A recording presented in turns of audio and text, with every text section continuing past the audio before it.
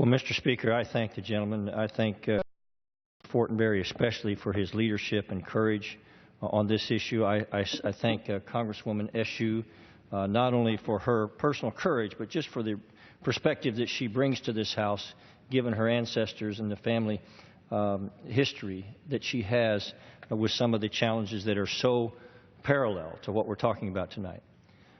Mr. Speaker, I believe the United States of America has been the greatest national force for good the world has ever known.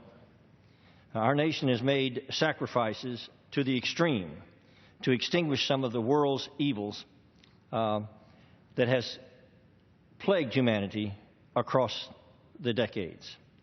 And I'm honored to stand here with my colleagues who have led this fight to call the Islamic State's insidious campaign of terror against Christians, Yazidis, and other religious communities what it is: genocide.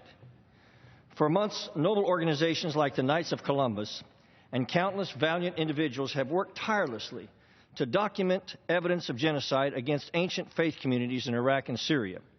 Hundreds of pages containing accounts of massacres, unimaginable brutality, and uncovered mass graves had been delivered to world leaders, including the Obama administration, in an effort to condemn ISIS violence as the genocide that it most certainly is.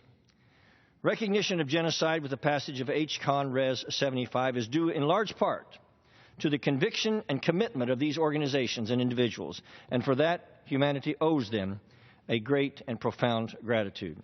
And yet today, despite all of the overwhelming evidence, this administration remains stunningly silent.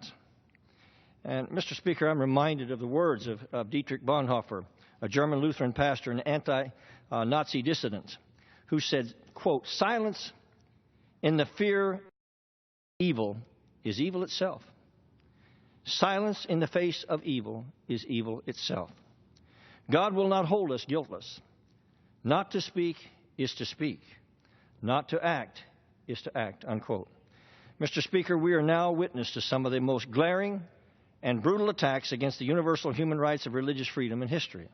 ISIS has been the very face of evil, and we have seen hundreds of thousands of civilians flee the land of their spiritual heritage. We've seen mass executions and beheadings. We've seen the destruction of ancient places of worship and sacred sites.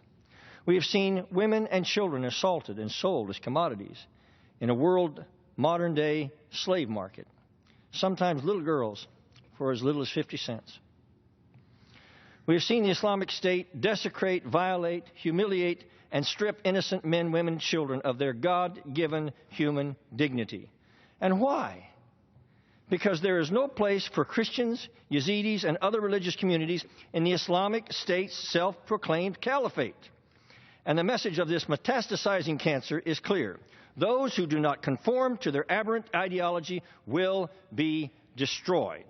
Mr. Speaker, this administration has been fully aware that Christians, Yazidis, and other religious communities have been subjected to the most extreme kind of brutality and barbaric attacks. The Islamic State has publicly declared their intent to annihilate those who do not submit to their caliphate, stating, quote, "It will continue to wage war against the apostates until they repent from apostasy. It will continue to wage war against the pagans until they accept Islam," unquote. Mr. Speaker, justice demands that this be condemned as genocide. Today, the cries of the innocent should compel us to act. Refusal to acknowledge and specifically name Christians, Yazidis, and religious communities in designation of genocide would be one of the more disgraceful chapters in the Obama administration's shameful and abhorrent response to the insidious evil of the Islamic State.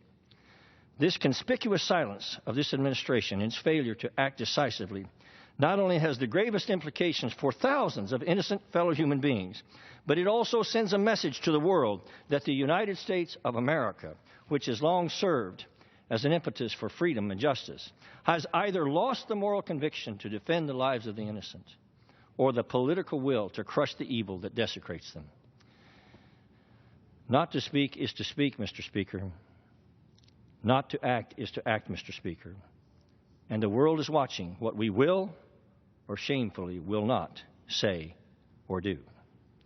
Mr. Speaker, I would adjure the President of the United States and Secretary Kerry not to callously continue to stand by in silence and let this evil relentlessly proceed. And with that, I thank the gentleman and yield back.